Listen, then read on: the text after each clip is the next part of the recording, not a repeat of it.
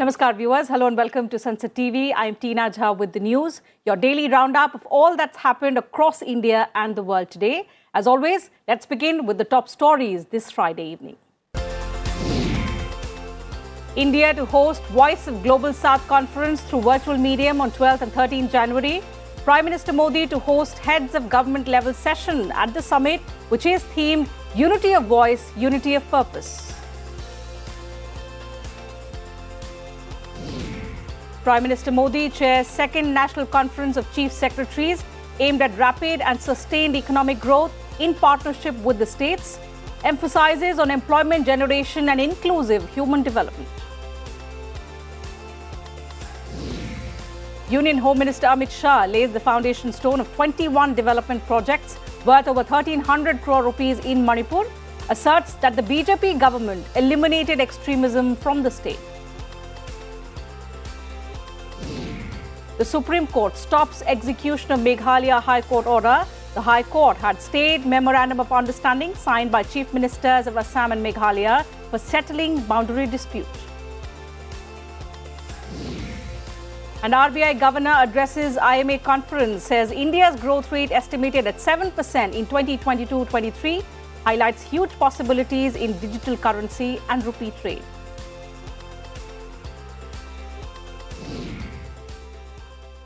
A quick look now at some other events that made news through the day today. For the Pariksha Pe Charcha on 27 January, Prime Minister Modi invites exam warriors, parents and teachers to share their inputs at mygov.in. India to deploy platoon of women peacekeepers to UN mission in Sudan. Deployment will be its largest single unit at a UN mission since Liberia in 2007. Girls' participation increases to over 35% in NCC, up from just 13% back in 2010. "228 new cases of COVID-19 reported in the last 24 hours. Recovery rate at 98.8%. Active case load is 2,503. Financial Inclusion Working Group to hold its first meeting in Kolkata from 9th to 11th January.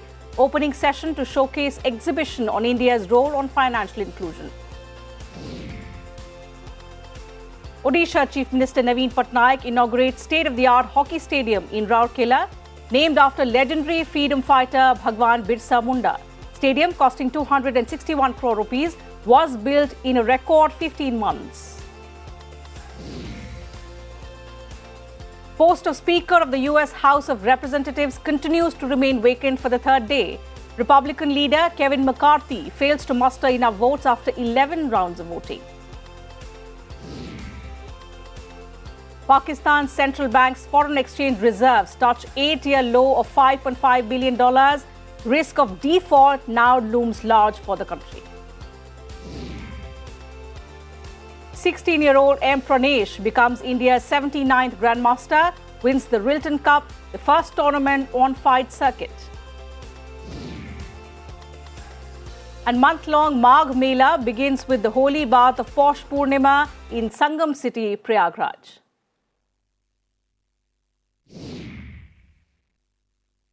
Beginning with the top story, India will host a virtual summit on 12th and 13th January to bring together countries of the Global South and share their common concerns and perspectives relating to various challenges facing them. Foreign Secretary Vinay Mohan Kwatra announced on Friday. The Foreign Secretary also said more than 120 countries have been invited for the Voice of Global South virtual summit. 10 sessions will be held during the summit. 10 to 20 countries will be part of one session, and 2 lead sessions will be hosted by Prime Minister Narendra Modi. The Voice of Global South Summit is India's endeavour to provide a common platform to deliberate on these concerns, interests and priorities that affect the developing countries. Also, to exchange ideas and solutions, and most importantly, to unite in voice and purpose in addressing these elements of our concerns and priorities. India will work to ensure that the valuable inputs generated from partner countries in the Voice of Global South Summit deliberations receive due cognizance globally. Moving on, Prime Minister Narendra Modi chaired the second National Conference of Chief Secretaries in the national capital today. The Prime Minister said it is a great forum to exchange views on important policy-related subjects and also to strengthen team spirit to take India to newer heights. The conference is focused on achieving rapid and sustained economic growth in partnership with the states. The idea behind this conference is that cooperative federalism is an essential pillar for the development and progress of New India. With this vision in mind, Prime Minister Modi conceptualized this conference, which was held for the first time last year in Dharamshala. More than 200 people, comprising representatives of the central government, chief secretaries, also senior officials of states, union territories, and domain experts are participating in the conference. Union Home Minister Amit Shah has asserted that the BJP government in Manipur has freed the state from terrorism, bunds, bringing the state on the path of development. Amit Shah was addressing a public rally at Moirang in Bishnupur district after virtually inaugurating and laying the foundation stone of 21 projects worth over 1,300 crore rupees. Amit Shah said the BJP government defeated insurgency and also lifted Armed Forces Special Powers Act from 6 districts of the state.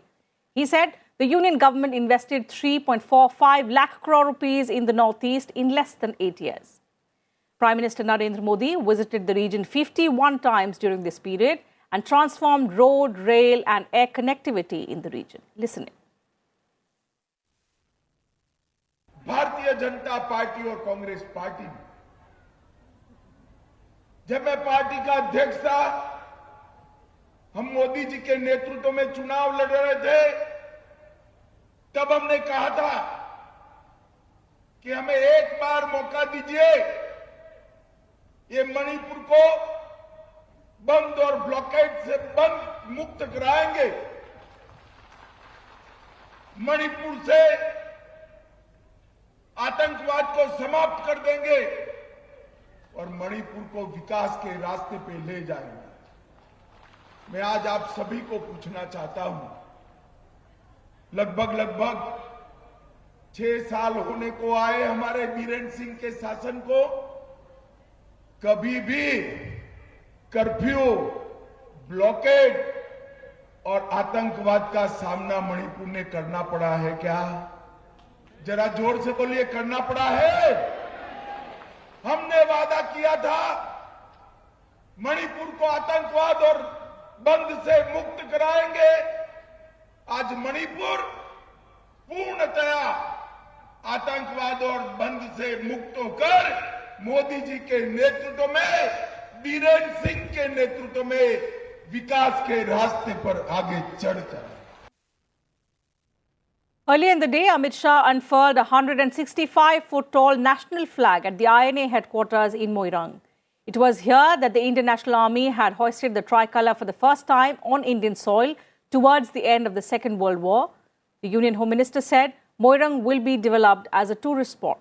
He also paid floral tributes to a photograph of Netaji Subhash Chandra Bose at the memorial. He was accompanied by Chief Minister N. Biren Singh. Besides, Amit Shah also unveiled a 120-foot-tall statue of a polo player riding a pony at Marjing Polo Complex in Manipur's Imphal East district.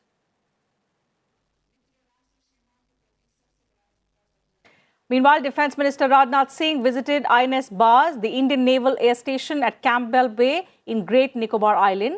INS Baz is under the Joint Services Andaman and Nicobar Command of the Indian Armed Forces. Rajnath Singh also interacted with the troops there.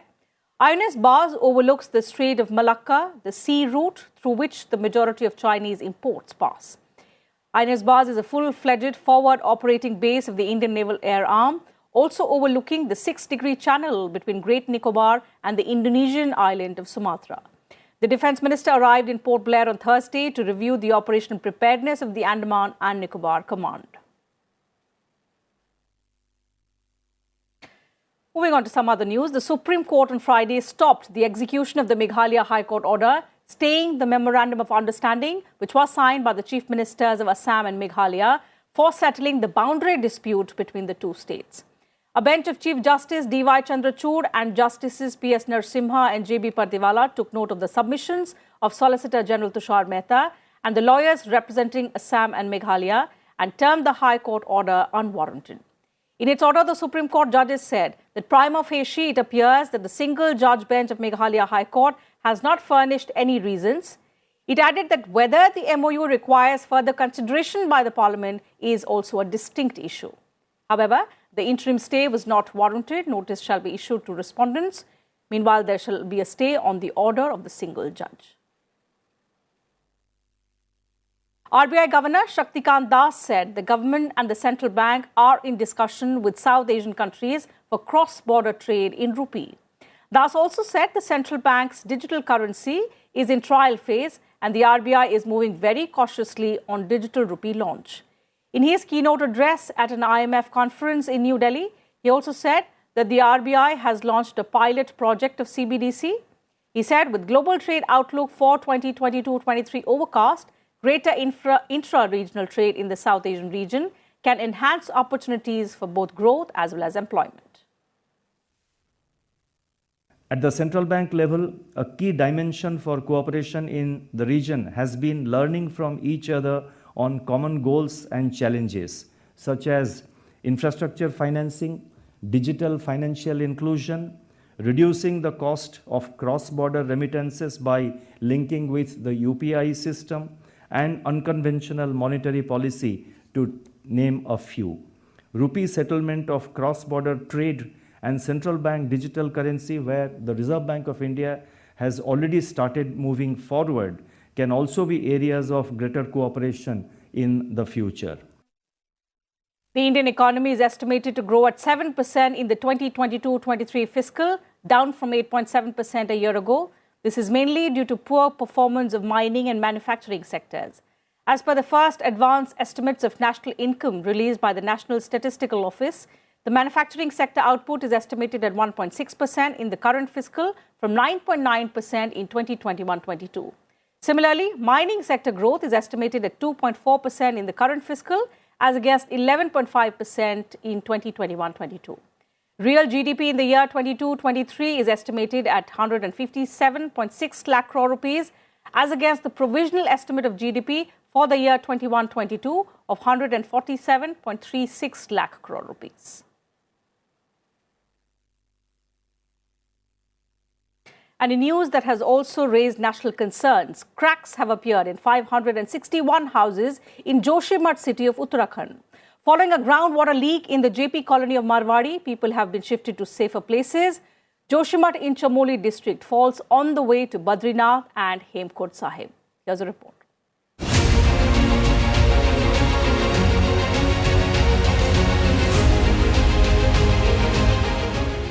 Patients at a community hospital in Joshimath are scared as the hospital showed huge cracks on Friday.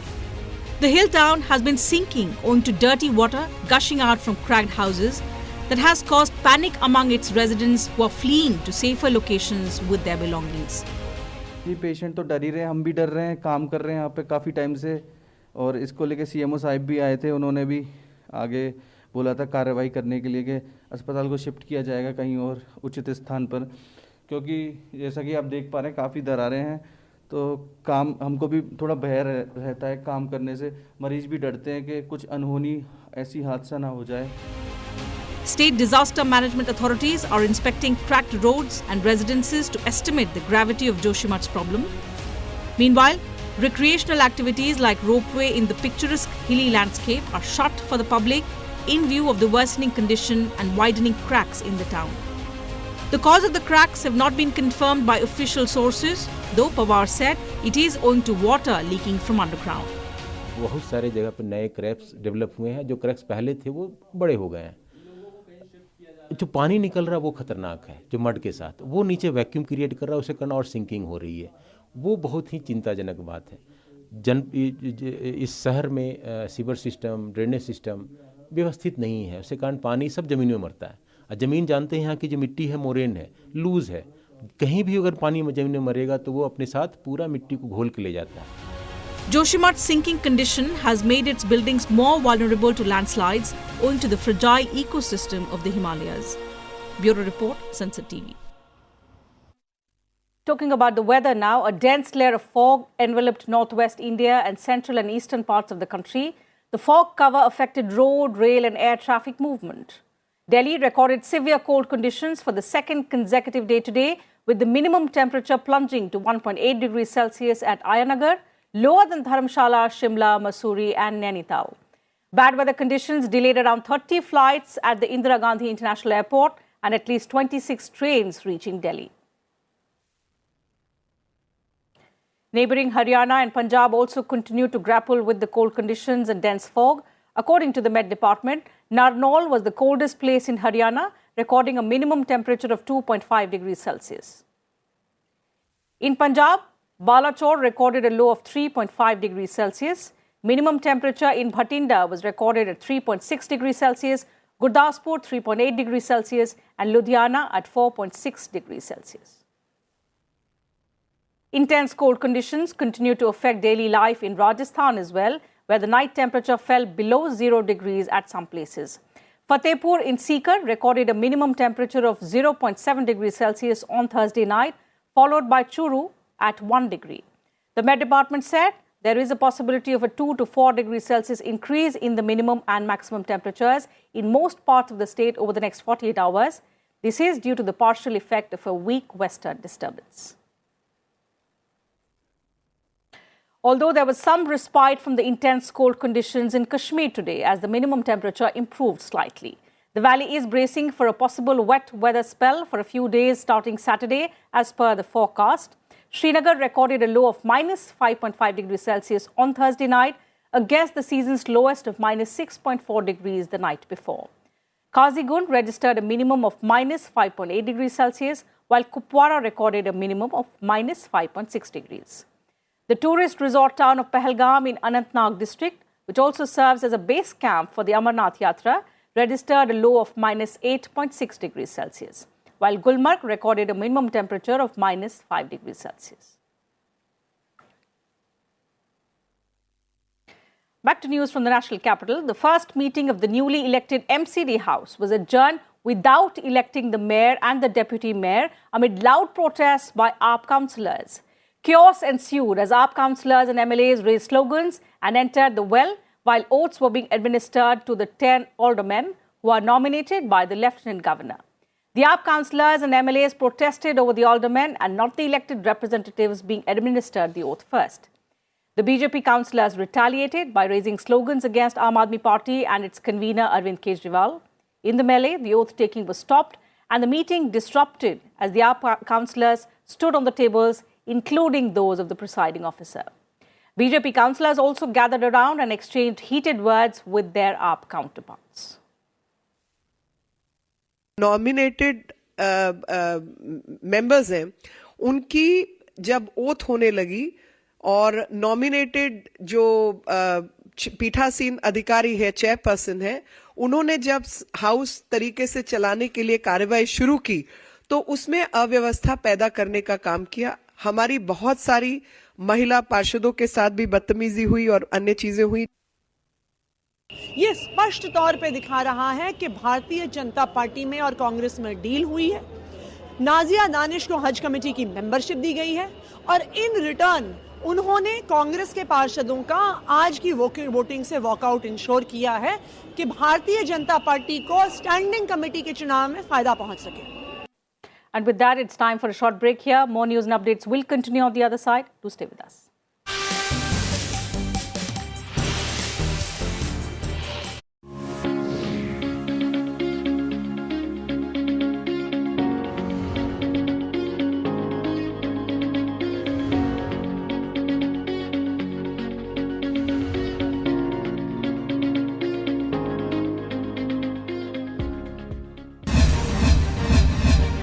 We will review all the major international developments of the year that has just gone by. I never thought you'd see Pakistan so completely losing the plot.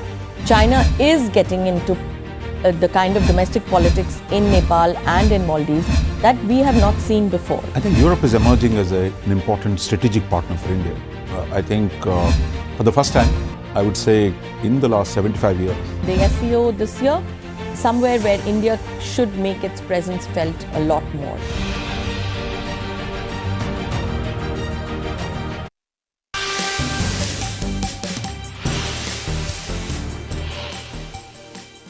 Thanks for staying with us on the news. Let's now get you all the updates from the Russia-Ukraine war.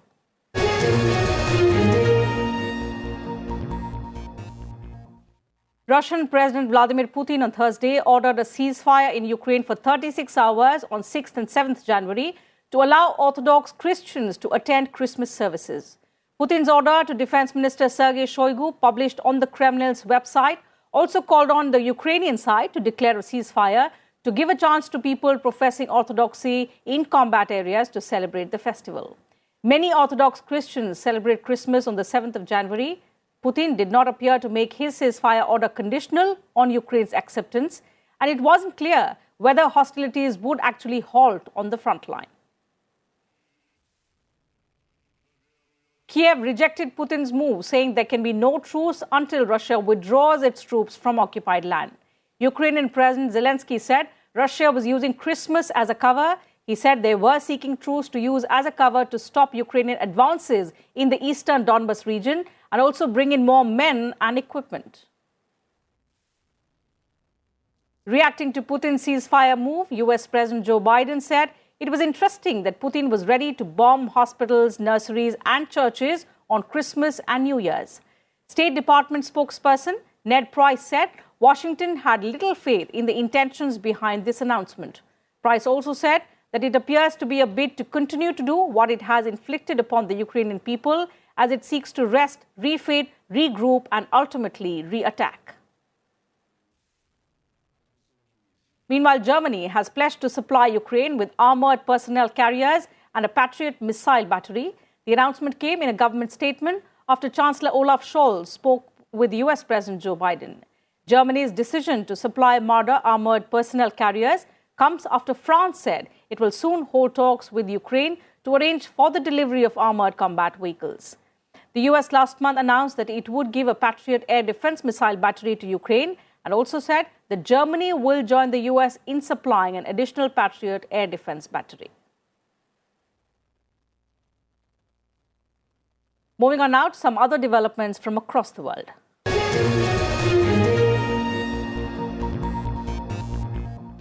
Republican leader Kevin McCarthy failed for the third day to get elected as the Speaker of the House of Representatives.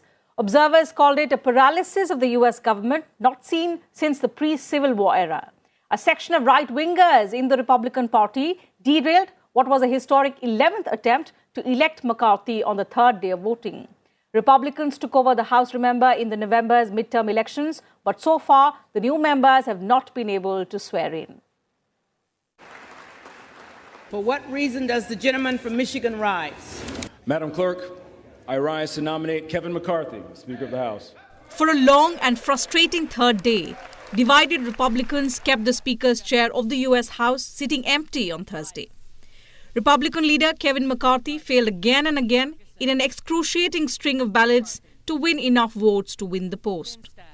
Pressure was building as McCarthy lost the 7th, 8th and then a historic 9th, 10th and 11th rounds of voting, not seen in over 100 years. By nightfall, despite raucous protests from Democrats, Republicans voted to adjourn and return on Friday to try again. With McCarthy's supporters and rivals locked in stalemate, the House could not formally open for the new session of the Congress. A McCarthy critic, Representative Matt Gaetz of Florida, even cast votes for former President Donald Trump, a pointed sign of the broad divisions in the Republican Party. Then he went further by formally nominating Trump to be the House Speaker on the 11th ballot. Trump managed to get one vote from Gaetz. McCarthy remained determined to persuade Republicans to end the paralyzing debate. So far, the House has been essentially at a standstill, unable to launch the new session, swear in elected members, or conduct official business. Yet, despite endless talks and a public spectacle unlike any other in recent political memory, the path ahead on Thursday seemed highly uncertain. Bureau Report, Sansad TV. Let's now take a look at what's happening in the world of sports. Sri Lanka beat India by 16 runs in the second T20 international to level the three-match series 1-1 in Pune on Thursday. 91-run stand by Kumar Yadav and Akshar Patel failed to help India recover after losing 5 wickets for just 57 runs. Team India's head coach Rahul Dravid calls for patience as the Indian team goes through rebuilding phase for the next cycle of the T20 World Cup. He also blames inexperience for India's 16-run defeat to Sri Lanka. Asian Cricket Council hits back at Pakistan Cricket Board Chairman Najam Sethi, says it denies baseless allegations of unilateral decision making levelled against its president Shah. M. Pranesh clinches the title in the Rilton Cup, the first tournament of the 5th circuit, to become India's 79th chess grandmaster. 16-year-old Pranesh crossed the 2500 rating threshold and became a grandmaster, having completed his 3 norms before the Rilton Cup. Former Italy striker Gianluca Vialli, who helped both Sampdoria and Juventus win Series A and European trophies before becoming a player manager at Chelsea, dies at the age of 58.